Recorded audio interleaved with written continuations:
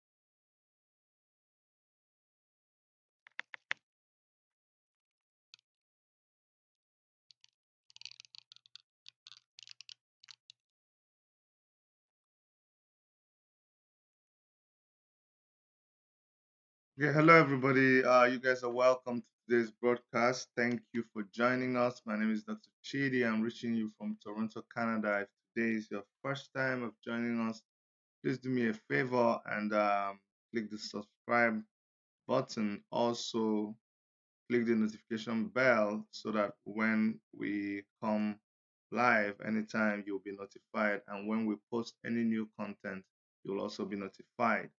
Well, sit at home exercise has happened 2 days ago, and all I keep seeing is a lot of people who they get so excited when something goes wrong.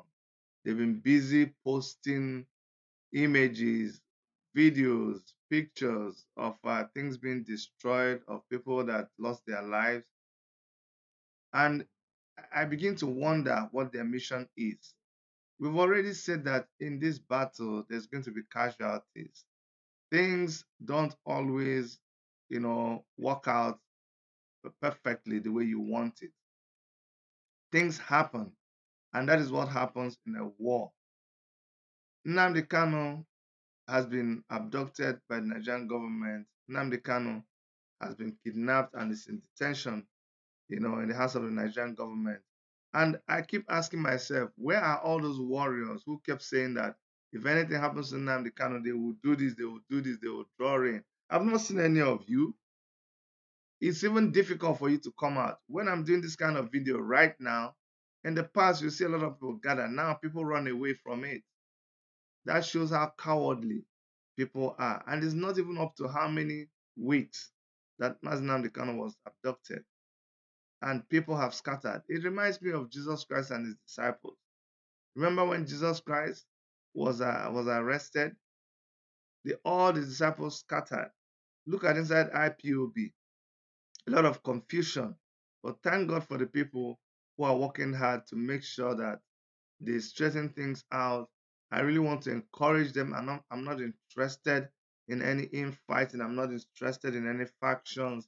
All I'm interested in is in anybody who is doing whatever they can to make sure that the vision of Mazi Nnamdi Kanu is sustained, to make sure that he doesn't look back and regret all his sacrifices. Nnamdi Kanu has sacrificed a lot, sacrificed his parents, sacrificed his life, just like a lot of freedom fighters that I believe in them.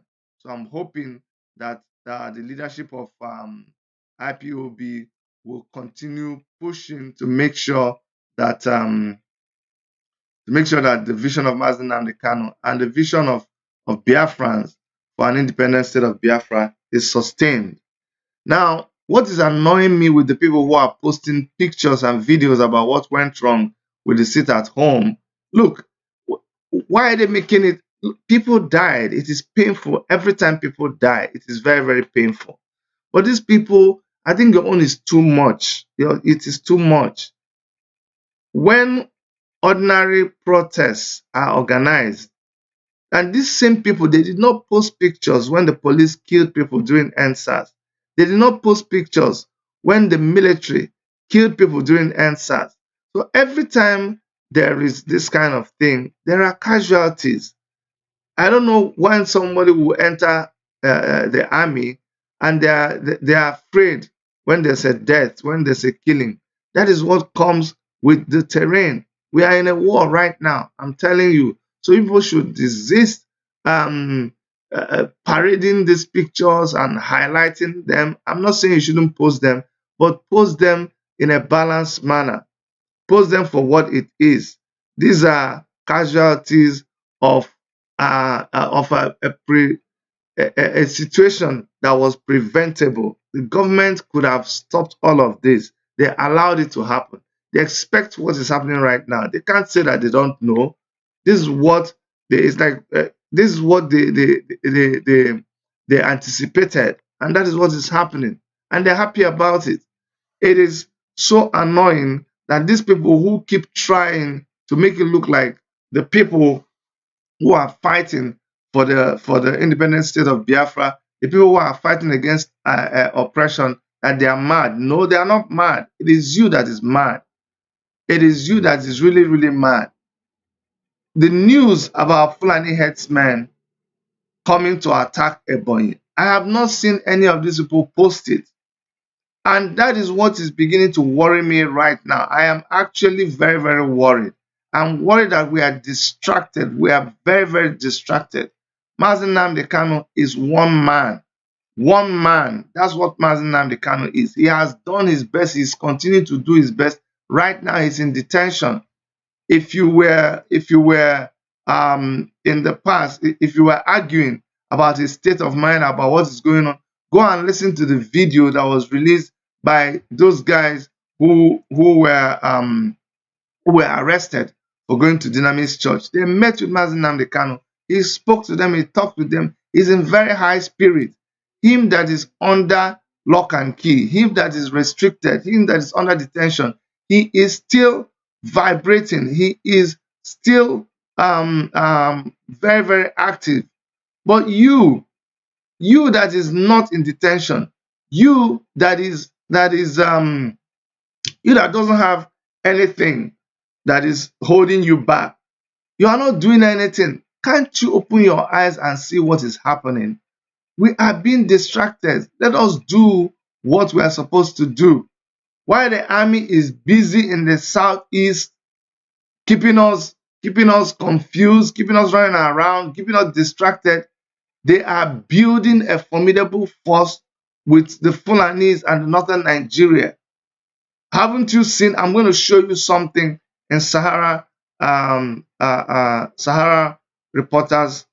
I'm going to show you something. Now I'll come back and show you a video to explain to you that Fulani people are planning to attack Ebonyi State. What I'm doing is I'm just reminding you so that you do not forget, so that you don't get lost. Okay? You don't get lost. This is what is happening. The army is busy giving clothes to people that claim to have repented. Look at that. This is what is happening. So I don't want you to lose focus. Things are going on in Nigeria. The government is still conniving. The government is still doing things under the guise of, giving amnesty, under the guise of, meanwhile, in jails all over Nigeria, IPOB members are wallowing in jails all over Nigeria. But look at this, Nigerian army has gifted clothes and food items to over 1,000 Boko Haram and Islamic State West African province fighters whom the military claimed surrendered to troops in Borno State during a clearance operation. Sahara Reporters was told that the repentant fighters were 335, while their family members were 746 women and children, adding up to 1,081 persons. When they do this kind of thing, do not be deceived. Do not be deceived. How many times have we seen people surrender? You saw it happen in Kaduna. Look at what is happening. They will tell you these people are Boko Haram, they are ISWAP. You will never hear them mention Fulani headsmen. But go and interview these people. These people will be speaking for full day. These people are Fulani people, but you will never hear the government say that they are Fulani people. Do not be deceived. It is because we are losing focus. It's because they are turning us against each other. That's why these things are beginning to happen.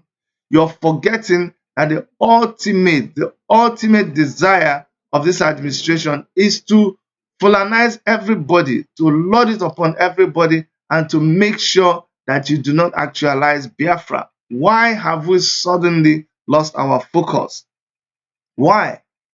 Are you trying to say that they are no longer Fulani headsmen? I was talking to my auntie the other day, and she was telling me about, we're talking about land and farming and all of that. And she was taking me back memory lane. She was telling me, those palm trees that were in this place and that place. I said, yes, that one in that forest. And when we used to go to this forest, I'm telling you, is not up to 10 kilometers. What is 10 kilometers? It's not even up to 5 kilometers from our ancestral home. Do you understand? From our clan home, the village home. It's not up to 5 kilometers. But she's telling me that nobody, when I talked about that farm, she said, forget about that farm. Nobody goes to the farm anymore Forget about it.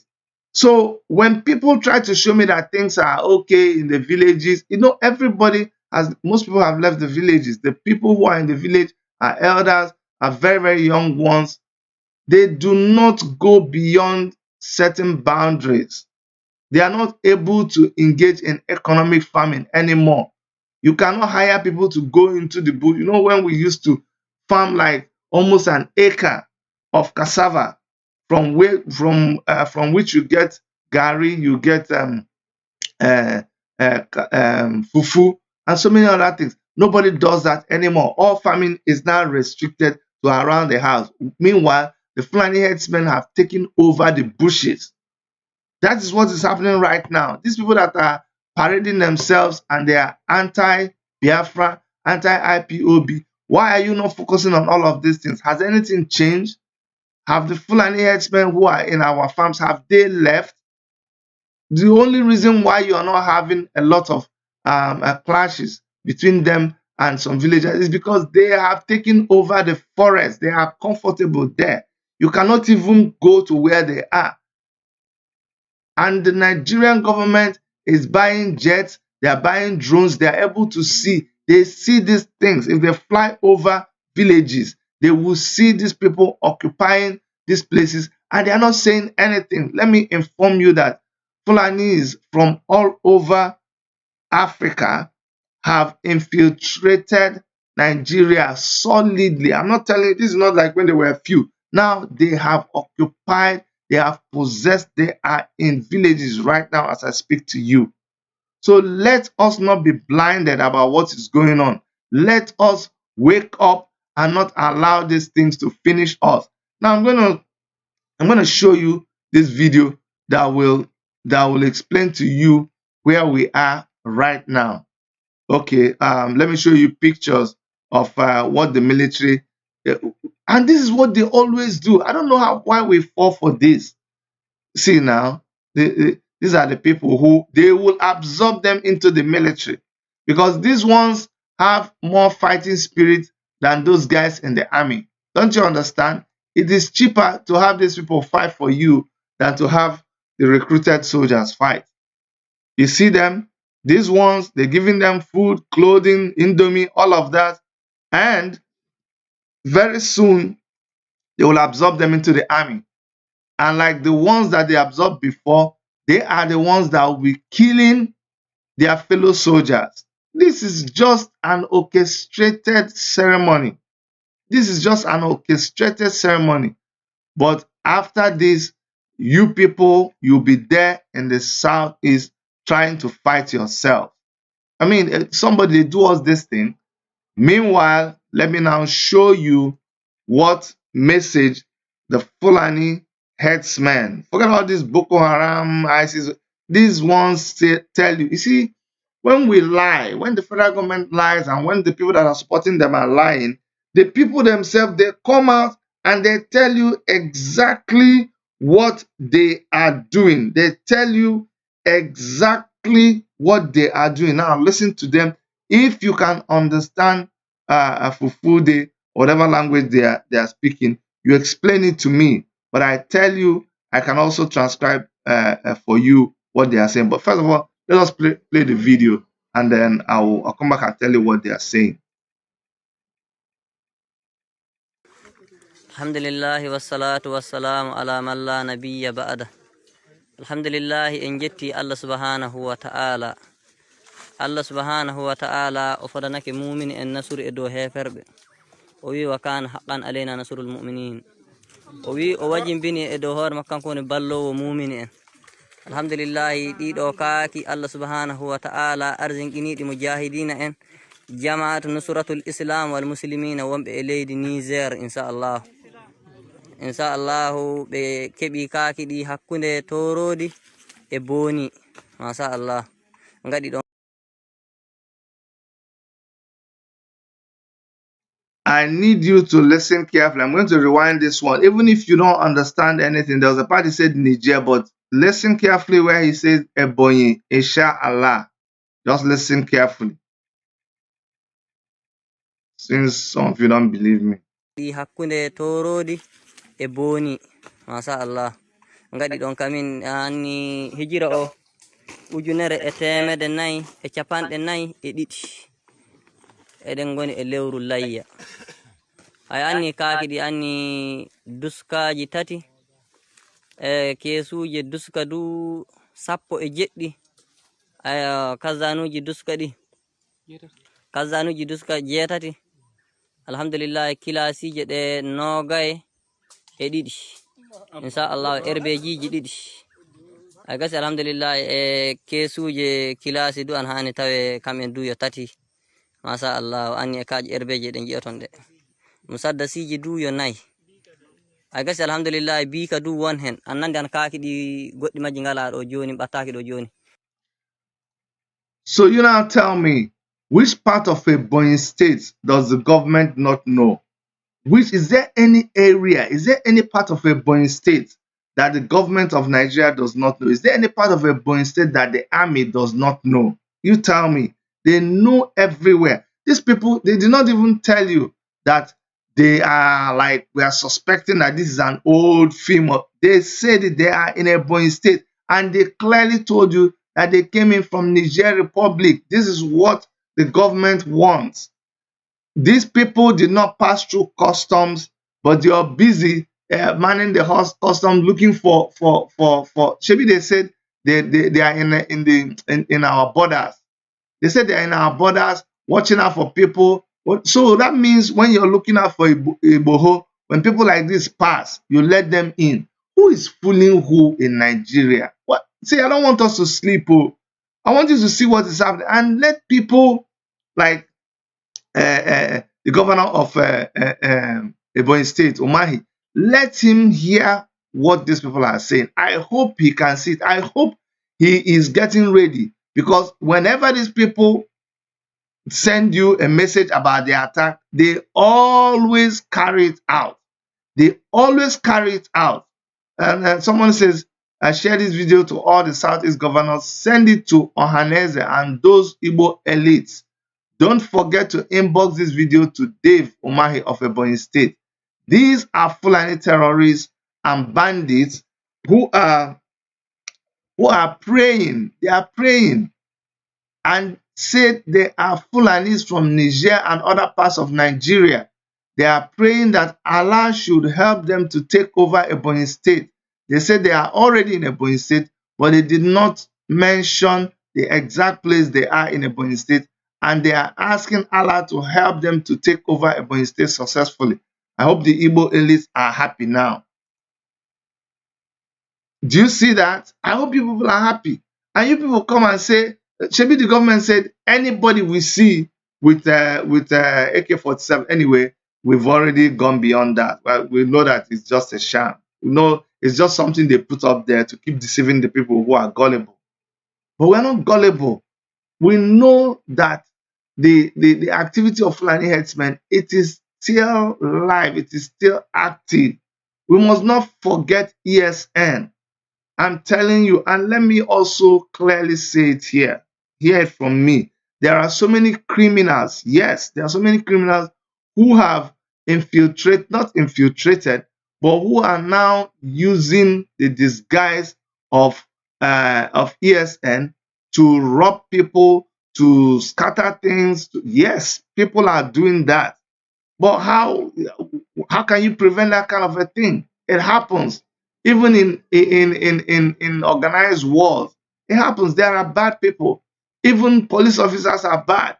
Even within the Nigeria police, look at Abba Kairi. Don't you see what is happening? Is that not an organized force? Didn't they kill people? Are they not killing people? Do you know how many people are right now? Members of IPOB, members of ESN, members of the Igbo tribe.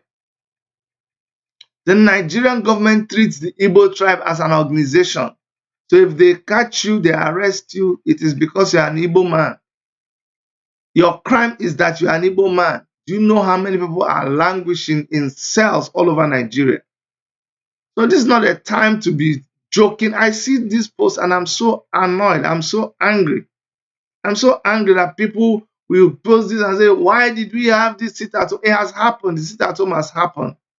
Get with it, deal with it, and keep going. A lot of people go to Kaduna State, they had to shut down the whole state. I know I feel for the students who are supposed to take NECO, but go and even see the kind of education that they are getting.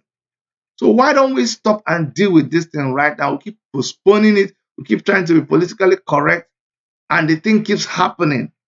We are like the man whose house is on fire, and you're busy trying to kill rats. Look at the things you're losing.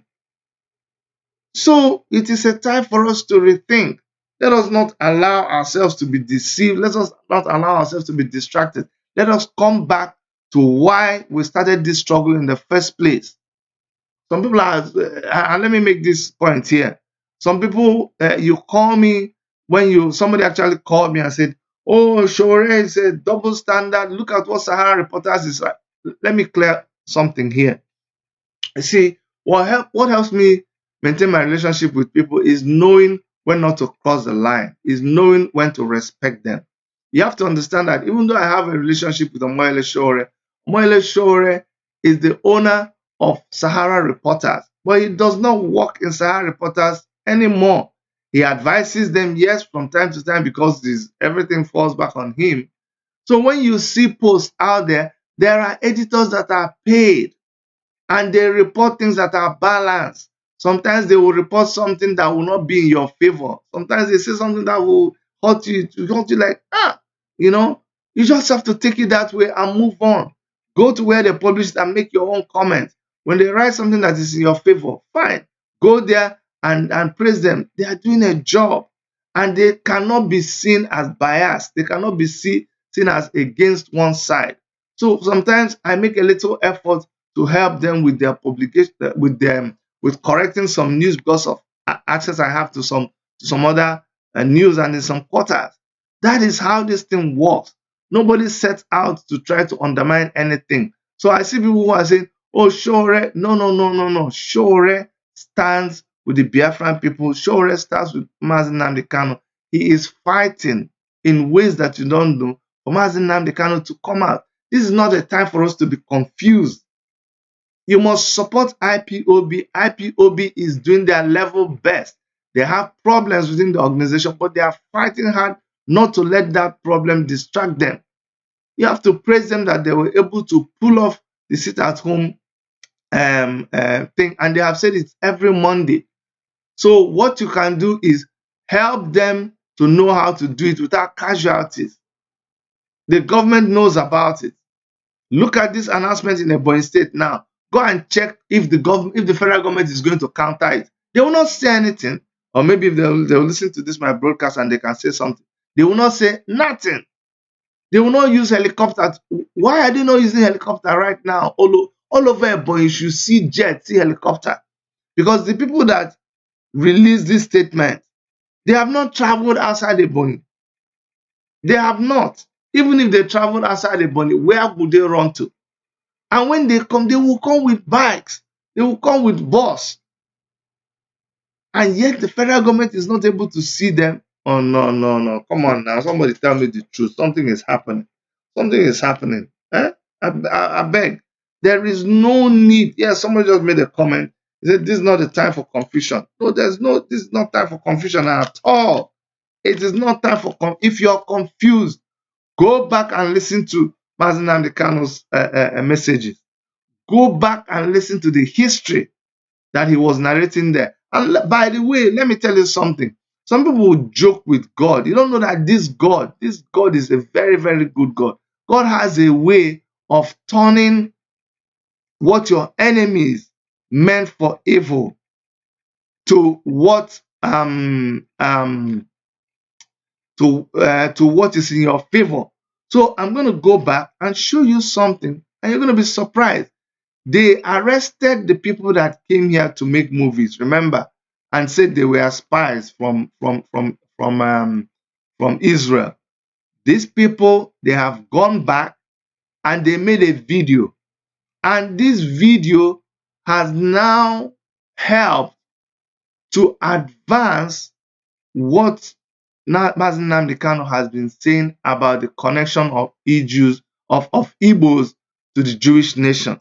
Let me just show you a little bit of a little bit of what these guys have gone to do so that people who you will learn a little lesson.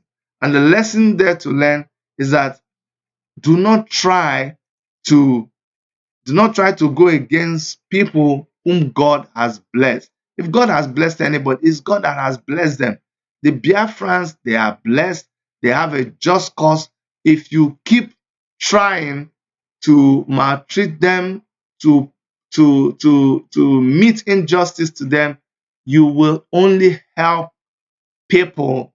You will only help to publicize them. You only help to make people know about them. Now, these people that they arrested, stop them from filming here. They went back and they did a video, and that video is going viral. Now, people are knowing about Igbo Jews more than the movie that they were going to make. So, Nigerian government, thanks to you. We didn't know anything going on in the world. We didn't have any means of communication. We didn't understand why we were there. They basically treated us like animals. The words written there were, "Dear God, please allow me to experience happiness one more time during my life." We became the story, and that was absolutely never our intention. My name is Rudy Rockman. I'm a Jewish and Israel rights activist, and I'm also the executive producer and host of the We Were Never Lost documentary series.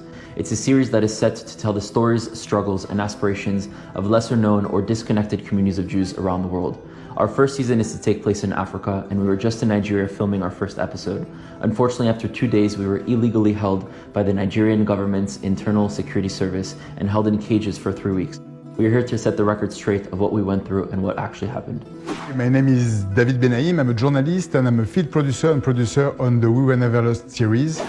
I'm Noam Liebman of Kavanaugh Films and the creative director for We Were Never Lost. So first you may need a bit of context to understand who the Igbos are and why we went to Nigeria in the first place. Now, the Igbo people are a people with a rich history, diversity, and a lot of culture, and have very similar experiences that other Jewish communities have had around the world that are known in the mainstream, whether it's through persecution or overcoming challenges. They believe to be descendants of a tribe of Israel, specifically of Gad.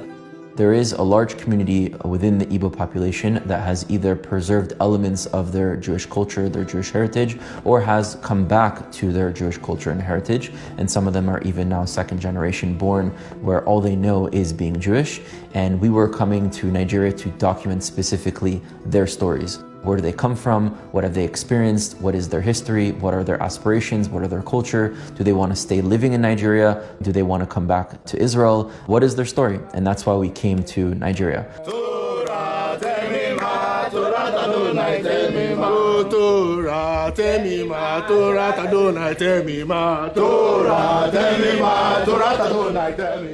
Okay, so starting when someone is brought in as a suspect, the DSS has 48 hours to arrest or release them. They interviewed us for hours on end, took written and video recorded statements, they hacked our phones, they did literally everything in their power to try to find one shred of evidence they could use against us. For 5 days there, the Israeli ambassador managed to come with one of the consulates from the American embassy to see us. This was the first time that we made contact. And we finally were able to know that the outside world kind of understood what our situation. At the end of the day, we don't know these people. They could try to harm us. They can try to do something. So the first week being there, we even walked around carrying scissors from my toiletry bag that I had, and we put it in our pockets to make sure that in case one of them or both of them were to attack us, that at least we'd have something to defend ourselves with. And this was kind of the day-to-day life that we went through. We didn't know anything going on in the world. We didn't have any means of communication. We didn't understand why we were there. Several times, me and Noam looked at each other and were like, how did we get here? Accused of all sorts of things, not even officially charged or arrested, so we don't even have human rights to lawyers in horrible and horrendous conditions, and we just couldn't understand how our lives ended up here at that moment. we knew that Nigeria's own laws state that when someone is brought in as a suspect, the DSS has 48 hours to arrest or release them. They interviewed us for hours on end, took written and video recorded statements, they hacked our phones, they did literally. I want to say that I left with 2 friends, the We Were Never Lost team, and I came back with 2 brothers, and that's pretty incredible. During our 3 weeks in detainment, we had no ability to stand up for ourselves, but many people, in fact, tens of thousands of people stood up for us, including our families, including the diplomats that got involved, including several other individuals. I was able to see the strength and the force of all different chancelleries, the embassies, all the families, the friends that were really working tirelessly behind the scene to help us get out from there. And also the thoughts and prayers and actions of tens of thousands of people who follow our work, who follow our project, and who are there for us when we couldn't be there for ourselves. Our end goal here is not just to make beautiful films about remote Jewish communities, but to bring these diaspora communities to the consciousness of Am Yisrael so they can begin to be understood and reconnected with. If you'd like to support this project, please visit wewereneverlost.com.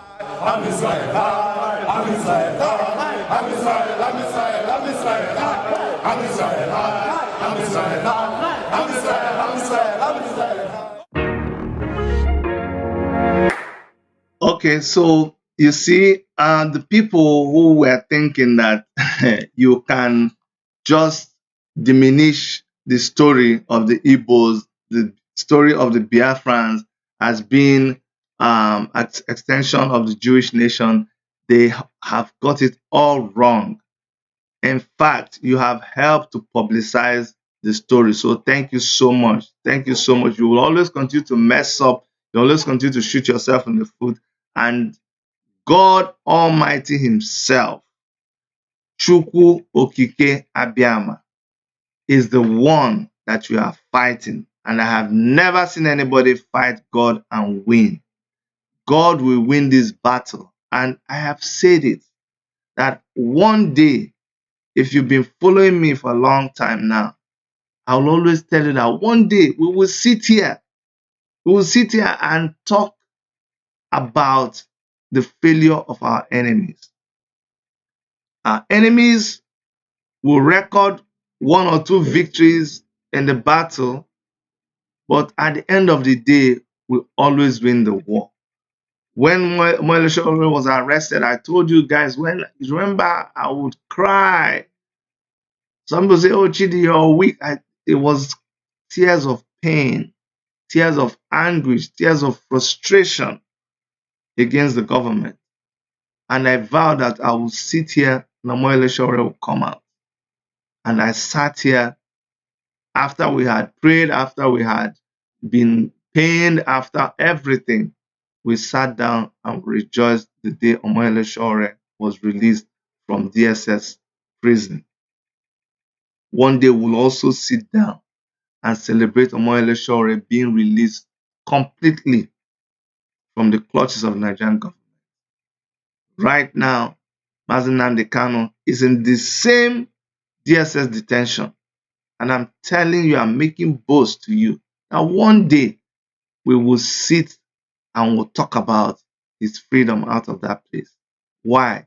Because darkness can never win light. The light must always win. How that win will be designed, I do not know. In what form it will come, I will not know, but we will sit and we'll talk about it. If it's not me, another person will sit and talk about it. If it is not here, elsewhere. But we will win. That is one thing I can assure you. We will win. It doesn't matter how long it takes. It doesn't matter what it takes. We will win in the end. Because the people who are perpetrating this evil against us, they do not mean well. And God is against them. You know how they say that those who are for us are more than those against us. So the real reason why I came here today is just to encourage you. The reason I came here today is to remind you of those times when Mazi Nnamdi Kanu will come on air, he will play that music, and everybody will come out, you will listen to him. Do not disappoint him. Do not all of a sudden chicken out. Only how many days? Only how many days? And a lot of you can't even post anything about it. You are so scared. You can't talk about ESN. Immediately I heard that Fulani headsmen were planning to come and attack Ebonyi. The first people my mind went to is ESN. Because it's only ESN that is able to confront these people. You forget about ESN. You just forget about ESN. Why? Why would you just forget about ESN just like that? Why? How? The people that have given us hope. Have you forgotten how you felt the first time you saw ESN? Why is it all of a sudden they have painted pictures about ESN and they have convinced you to turn your back on ESN? Why? Do you think the Nigerian military is going to go to Ebonyi and defend them? No. You will soon hear that they, God forbid, I hope they don't have their way. But in the past, the Nigerian government would actually be more interested in fishing out ESN. If ESN is to appear there, they would rather engage ESN to allow the Fulani herdsmen, to allow this Boko Haram or whoever they are to do their ugly job there. If ESN was, it is only ESN that will repel them. Have you forgotten the times when Nigeria government tried to push back terrorists, and from within the army, people were shooting at the soldiers, telling them that why are you attacking these people? It's too much now. Now it turns out that these are these same people that you say you've forgiven, you've pardoned them, and you reabsorb them into the military. They are the ones that stay inside there, sabotage the efforts of military, and kill the military that are trying to fight their own brothers and comrades. That is the highest level of stupidity that somebody can exhibit. So unless you have people like ESN, you're not going to have anybody to push them back. You've forgotten Mazi Nnamdi Kanu. Shame on you, honestly. Shame on you. That's why sometimes you wonder whether it is even necessary for people to sacrifice their lives, fighting this thing. You wonder whether it is necessary. Because some people just come to just watch you like movie. Just watch you like movie. If something happens to you, they just watch you. They even come and blame you for the way the thing happened to you. But anyway, I didn't come here to kusola everybody. I just came today to just awaken you, to make you know that the work is not done. It's not over until it is over. Forget about engaging yourself in civilian activities. Remember that we're in a war. Whatever kind of war you call it, remember that we're mobilizing for a revolution. People say, Chidi, don't talk revolution. Don't even say it. If somebody advised me here, Chidi, the Canadian government don't like it. They don't like it when you talk about revolution. I'm not saying this for anybody to like me. I'm not doing this for anybody to like me. I'm doing this to create awareness about what is happening back home. People are dying. They are dying. If you don't understand it right now. Nothing has changed. The military is there. You're not hearing activities. You're not hearing activities because they have gone to suppress the people who are actually repelling the people that are attacking us. The day I will agree with you that the Nigerian military has performed well is when there are no more Fulani herdsmen in our villages. They continue to mount attacks. They will not stop. They are on a mission. They have left Niger Republic. They have left Chad. They need a place with their cattle. That's what they are here for until you send them. And you know how many years it has taken them? Let me see the day when I will take, do you know when I will take Nigerian government serious? The day I see trailer loads going back to Niger, not this one that they will send them from Oka. Say I saw some trailer. They are sending them back to Sokoto. Did you accompany them to Sokoto? The government that will not even have fuel to put in their truck to follow these people. Once they cross Ubola, they leave them. They will just come back. They'll just come back. That doesn't make sense. Until I see you send them back to Niger Republic, send them back to Chad, that's when I will agree that you're doing something about it. Until that time, I pray that God will give ESN the zeal and the enablement to do the work that they're doing there in the Southeast. And on this note, I'm going to come to the end of this broadcast. Let's keep the fire, let's keep the fire burning. Let's keep the flame alive, and let's not give up, okay? From all of us in the Toronto studios of Worship Media, and on behalf of Dr. Erica, my name is Dr. Chidi. I want to thank you for being our guest. And don't forget to subscribe, like, click the notification bell, and leave us a comment. I love you guys. See you soon. Bye-bye.